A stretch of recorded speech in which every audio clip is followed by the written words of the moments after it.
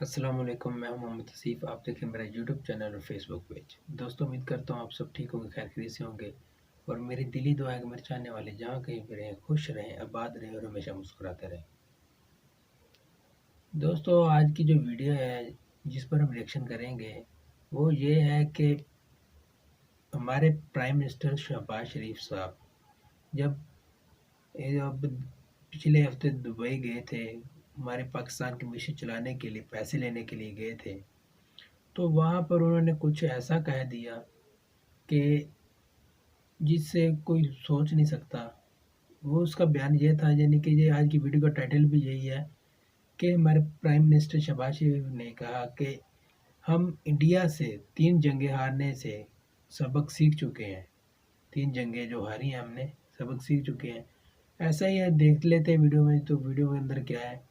तो वीडियो शुरू करने से पहले आपसे दरख्वास्त है, अगर हमारे चैनल पर नए तो प्लीज़ सब्सक्राइब कर लें। वीडियो अच्छी लगे तो लाइक कर देना, कमेंट सेक्शन में जाकर अपना इज़हार ज़रूर कीजिएगा। तो बिना वक्त ज़ाय किए चलते हैं वीडियो की तरफ। नमस्कार and welcome you all to world affairs. मैं प्रशांत धवन। हाल ही में पाकिस्तान के प्राइम मिनिस्टर की एक स्टेटमेंट भारत में काफी वायरल हुई है। ये स्टेटमेंट इतनी वायरल हो गई कि पाकिस्तान के प्राइम मिनिस्टर्स ऑफिस को बाद में एक प्रॉपर एक्सप्लेनेशन भी जारी करनी पड़ी इस स्टेटमेंट को लेकर। स्टेटमेंट ये थी कि पाकिस्तान भारत से 3 बार जंगें हारकर सबक सीख चुका है। ये स्टेटमेंट बाय द वे पाकिस्तान के प्राइम मिनिस्टर ने दी है यूएई में। अब आप यहां पर कहोगे वेट, शहबाज शरीफ यूएई में क्यों जाएंगे? वेल, प्राइमरली इनका रीज़न यहाँ पर है लोन मांगने के लिए। ये बात शहबाज शरीफ ऑलरेडी कह चुके हैं पाकिस्तान में। इस पर मैंने एक वीडियो अलग से बनाई थी जहाँ पर पाकिस्तान के पीएम ने अपने यंग ब्यूरोक्रेट्स के सामने ये कह दिया कि मुझे शर्म आती है लोन मांगने से। तो एक तो देखिए, यूएई से पाकिस्तान को उम्मीद है कुछ लोन मिल जाएगा। उसके अलावा पाकिस्तान ये चाहता है कि यूनाइटेड अरब एमिरेट्स मीडिएटर बन जाए भारत और पाकिस्तान के बीच में, दोनों देशों की बातचीत यूएई करवा ले। इंडिया ऑफ कोर्स इस बात को एक्सेप्ट करता नहीं है। पाकिस्तान और इंडिया के रिलेशंस बायलैटरल इशू है, कोई तीसरी पार्टी यहां पर एंगेज नहीं करेगी। अब लोन यूएई पाकिस्तान को देगा या नहीं देगा ये बात अभी क्लियर नहीं है, मगर यूएई ने ना एक काम किया, अपने नए न्यूज़ नेटवर्क अल अरेबिया का बड़ा प्रमोशन करवा दिया शहबाज शरीफ का इंटरव्यू लेके, और यहाँ पर क्वेश्चन पूछा इंडिया पाकिस्तान से रिलेटेड। यहाँ पर आप देख पाओगे ये जो वीडियो है ये अल अरेबिया की है। Al Arabiya by the way UAE का एक न्यूज़ आउटलेट है। ये न्यूज़ आउटलेट ओपन किया गया है अल जजीरा को काउंटर करने के लिए। 2003 में इसको ओपन किया गया था। स्टार्टिंग में इतना चला नहीं, मगर अब सऊदी अरेबिया और यूएई दोनों इसको काफ़ी प्रमोट कर रहे हैं। अब इस इंटरव्यू के दौरान ना, इसी इंटरव्यू में जब जर्नलिस्ट ने पूछा इंडिया पाकिस्तान रिलेशंस के बारे में, तब शहबाज शरीफ बोल पड़े कि हम 3 जंगें हारे हैं इंडिया के साथ। एक्चुअली मैं चाहता हूँ इंटरव्यू का एक छोटा सा पार्ट है, ये आप देखिए, काफ़ी इंटरेस्टिंग पार्ट है। Pakistan has learned its lesson. We had 3 wars with India, 3. And the consequence of those wars, as a result, it only brought more miseries, to the unemployment, two nations. poverty, and millions were demoted from their level of satisfaction to a lower level of satisfaction. We have learnt our lesson, and we want to live in peace with India, provided we are able to resolve our genuine problems. Yes. Now this is very important أختي. هذا نقطة مهمة جدا. صحيح. ضروري يعني. So my message to the Indian leadership and Prime Minister Modi is that let's sit down on the table and have serious and sincere talks. वैसे ये पूरा जवाब काफ़ी interesting था, मगर मुझे एक बात यहाँ पर हाईलाइट करनी पड़ेगी कि पाकिस्तान के प्राइम मिनिस्टर ने बार बार बोला कि 3 वॉर हमने लड़ी इंडिया के साथ, 3 वॉर लड़ी, जबकि हाथ में आप देखोगे कॉन्स्टेंटली ये 5 उंगलियां दिखा रहे थे। कि आप अगर वैसे ओवरऑल पढ़ोगे मेजर कॉन्फ्लिक्ट्स के बारे में बिटवीन इंडिया एंड पाकिस्तान, तो टोटल 5 कॉन्फ्लिक्ट्स आपको मिलेगी। नंबर 1 अगर हम देखें तो पहली कश्मीर वॉर, ये मोहम्मद अली जिन्ना ने स्टार्ट करी थी 1947 में, जब पाकिस्तान ने बहुत एक बड़ा अटैक किया कश्मीर पर।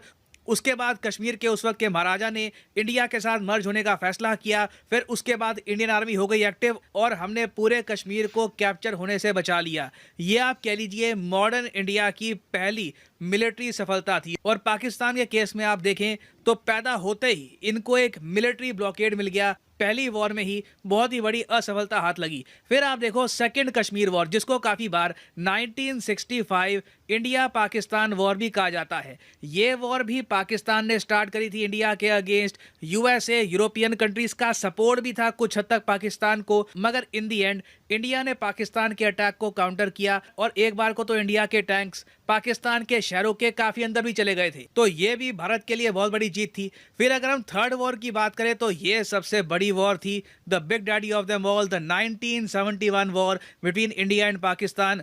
पाकिस्तान का मेजर लॉस हुआ। यहाँ पर यूएसए ने अपनी तरफ से पूरी जान लगाई, पूरी कोशिश करी कि कैसे भी करके पाकिस्तान को ये सपोर्ट करे मिलिटरली, स्ट्रैटेजिकली, यूएन में और जगह। But in the and Pakistan की बड़ी हार हुई, आधी आबादी गंवानी पड़ी और एक नए नेशन का जन्म हुआ, द बर्थ ऑफ बांग्लादेश। फिर उसके बाद सियाचिन को हम भूल नहीं सकते। सियाचिन कॉन्फ्लिक्ट बहुत ही इंपॉर्टेंट थी। 1984 से लेकर 2003 के आसपास आप देखोगे तो सियाचिन में बहुत लंबे समय तक स्ट्रगल चली और अल्टीमेटली सियाचिन ग्लेशियर को कैप्चर कर लिया इंडियन आर्मी ने। आज भी आप अगर देखो तो इंडियन आर्मी सियाचिन ग्लेशियर पे आपको मिलेगी। ये एक मैसिव एडवांटेज है इंडिया के लिए। फिर फाइनली हमको बात करनी होगी कारगिल वॉर के बारे में। ये वॉर भी देखिए पाकिस्तान ने इन्फ्लिक्ट करी थी इंडिया पर और अल्टीमेटली हमने जवाब दिया। हालांकि हमें काफ़ी लॉसेस झेलने पड़े। बहुत सारे हमारे जो यंग ब्रेव ऑफिसर्स थे, सोल्जर्स थे, इन्होंने अल्टीमेट सैक्रिफाइस दिया देश के लिए, मगर अंत में भारत की जीत हुई। कारगिल वॉर में भी इंडिया जीता। तो टोटल 5 कॉन्फ्लिक्ट है जो ना सिर्फ पाकिस्तान भारत से लड़ा है, इनको मैसिव यहाँ पर लॉसेस भी फेस करने पड़े। और कहीं ना कहीं देखिए, अगर आप एक बहुत ज़्यादा मैच्योर्ड कंट्री है ना, तो एक ही कॉन्फ्लिक्ट काफ़ी होती है ये समझने के लिए कि पीसफुल तरीके से बातचीत करना ज़रा सही रहेगा, वॉर से कुछ हासिल नहीं होने वाला। मगर एक कंट्री में अगर मान लो कि ऐसे लोग हैं जो बहुत देर से समझते हैं तो काफ़ी बार 5 कॉन्फ्लिक्ट भी लग जाती है। और पाकिस्तान के केस में भी यही है। इवन तो मुझको यहाँ पर ऐड करना पड़ेगा कि जैसे ही शहबाज शरीफ की ये स्टेटमेंट आई कि हमने अपना सबक सीख लिया है, इंडिया के साथ जो हमारी वॉर्स हुई उसके बाद अनएम्प्लॉयमेंट बढ़ी है, पाकिस्तान को काफ़ी लॉस हुआ। इंटरेस्टिंग बात यहाँ पर ये थी कि इंटरव्यूअर बार बार ये कह रही थी दोनों देशों को लॉस हुआ, नहीं दोनों देशों को लॉस हुआ। मगर शहबाज शरीफ ने खुल के बात कह दी कि पाकिस्तान को लॉस हुआ, पाकिस्तान ने लेसन सीख लिया है कि इंडिया से लड़ करना कुछ हासिल होने नहीं वाला। और इसका रीज़न बहुत ही सिंपल है। अगर हम जीडीपी की बात करें तो पाकिस्तान की इकोनॉमी $300 बिलियन के आसपास है। इंडिया की जो नॉमिनल जीडीपी है 3 ट्रिलियन तक पहुंच चुकी है। और अगर हम देखें पावर्टी को तो भारत की पॉपुलेशन में आप देखोगे तो 16% आपको मिलेगी पावर्टी, पाकिस्तान में 33% से भी ऊपर हो चुकी है पावर्टी। तो अगर मान लो कल को वॉर होती है तो पाकिस्तान की इकोनॉमी एक वॉर झेल नहीं पाएगी कहीं से भी, दे विल प्रॉब्ली कोलैप्स। और ये बात है देखिए, इंडिया में हम लोग डिस्कस ऐसे नहीं करते कि कल को हमें अटैक करना ही है पाकिस्तान को या फिर कुछ हम वॉर चाहते हैं।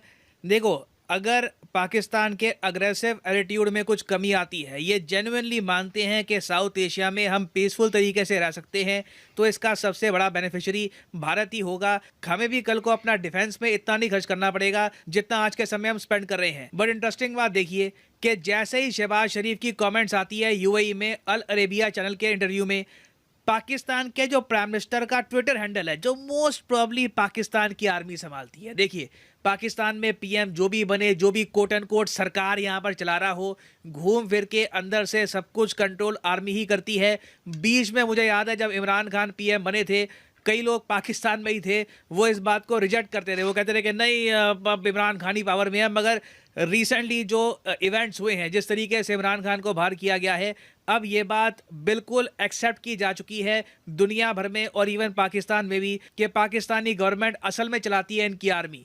तो जैसे ही पाकिस्तान की पीएम की कमेंट आती है ना, तो इस कमेंट के संदर्भ में यहाँ पे आप देख पाओगे ट्वीट करते हैं, ये कहते हैं कि in reference to PM Shahbaz Sharif interview to Al Arabiya, हम ये बात बता दें कि पाकिस्तान की पोजीशन चेंज नहीं हुई है बायलैटरल इश्यूज को लेकर। हम अभी भी कहते हैं कि अगस्त 5, 2019 को जो भारत ने कश्मीर में इनके हिसाब से इलीगल चेंज किए थे, ये चेंजेस हमको वापस लेके आने होंगे। मतलब कि सिंपल लैंग्वेज में आप कह लीजिए, आर्टिकल 370 के हटाए जाने को ये रो रहे हैं और कह रहे हैं कि आर्टिकल 370 को वापस लेके आओ। फिर आगे ये भी ऐड कर दिया कि पाकिस्तान की कांस्टेंट डिमांड रहेगी कि यूएन रेजोल्यूशन के हिसाब से जो कश्मीर का सोल्यूशन है ये होना चाहिए, कश्मीर में रेफरेंडम करवाओ। तो ये देखिए, सारी जो स्टेटमेंट्स है ना, ये डायरेक्टली पाकिस्तान की एस्टैब्लिशमेंट आर्मी की तरफ से आई है। और ये सैड बात है कि ये लोग अपने प्राइम मिनिस्टर की ना एक थोड़ी बहुत लिबरल कमेंट को भी ऐसे रिजेक्ट करते हैं।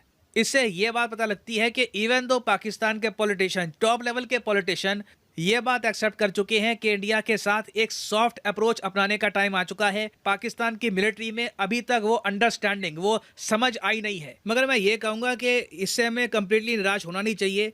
पॉजिटिव बात आप यही देख लीजिए कि एटलीस्ट आज के समय पाकिस्तान के जर्नलिस्ट, इनके प्राइम मिनिस्टर, ये सब लोग एक यूनिसन में कह रहे हैं कि इंडिया के साथ पीस एस्टैब्लिश करना बहुत ही इंपॉर्टेंट है। लंबे समय तक ये इंडिया के सामने टिक नहीं पाएंगे, ये पूरी पॉलिसी ही फ्लॉड है, इससे इन दी एंड रीजन को ही नुकसान होगा। तो धीरे धीरे ऐसी आवाज़ें जब बढ़ती रहेगी ना, तो आज नहीं तो कल पाकिस्तान की मिलिट्री को भी अपना स्टांस चेंज करना होगा। और इन द पास्ट आप देखोगे 4 बार ऐसे मौके आ चुके हैं जब पाकिस्तान बिल्कुल इंडिया के साथ पीस मेंटेन करने के बहुत ज़्यादा करीब था। और जब मैं कहता हूँ पीस, तो देखिए पीस मेंटेन करने का एक ही बहुत ही बेसिक तरीका है, आर्टिकल 370 की जिद छोड़नी होगी पाकिस्तान को। ये जो यूएन रेफरेंडम की जिद है ये छोड़नी होगी। जो करंट स्टेटस है इसको ही मेंटेन करके ट्रेड रीस्टार्ट करके धीरे धीरे कोशिश करनी होगी कि पाकिस्तान में आतंकवाद भी रिमूव किया जाए। फिर हम आगे बात कर सकते हैं पीओके के बारे में। और मैं आपको बता दूं, जैसे जैसे 2025 करीब आएगा, 2025 में पाकिस्तान को करीब $73 बिलियन की रिपेमेंट करनी है, तो पाकिस्तान के डिफॉल्ट होने के चांसेस बहुत ज़्यादा होंगे। जैसे जैसे 2025 पास में आएगा, इस टाइप की जो तो जी हाँ दोस्तों, ये थी आज की वीडियो जिसमें हमने देखा कि वज़ीर आज़म शहबाज शरीफ ने जब पैसे लेने के लिए यूएई पहुँचे, दुबई पहुँचे, यानी कि यूनाइटेड स्टेट में अरब अमारात पहुँचे, वहाँ पर उन्होंने एक न्यूज़ चैनल को जो उन्होंने अपना स्टेटमेंट दिया था, तो उसका ये है साहब, आप देख सकते हैं कैसे ये बात हो रही है, ये कैसे कह रहे हैं कि, लेकिन इंडिया वाले तो यही कह रहे हैं हम 5 जंगें लड़ी, लेकिन मेरे हिसाब से 3 ही बनती हैं जो मेन जंगें हैं। वो एक 1947 की है, एक 1965 की है और एक 1971 की। 1947 वो है जब बरसगीर हमारा इकट्ठा था, इंडिया और पाक और हिंद यानी इकट्ठे थे हम, तब हम अलहदा इंडिया से हुए बरसगीर से, और एक इंडिया बन गया और हम पाकिस्तान। और इसी तरह फिर बाद में 1965 की जंग जब हुई और 1971 की जंग जब हुई, तब बांग्लादेश हमसे अलहदा हो गया। यही जंगे हैं ना तकरीबन यार, मेरे हिसाब से यार जंगे हम तो कहते हैं हम जीते हैं, आप कहते हैं आप जीते हैं, लेकिन ये सब पता तो ऊपर वाले को कि किसके कौन बुरा है और कौन अच्छा है और कौन ये जंगे ज़्यादा जीता है। बस आज के लिए इतना ही।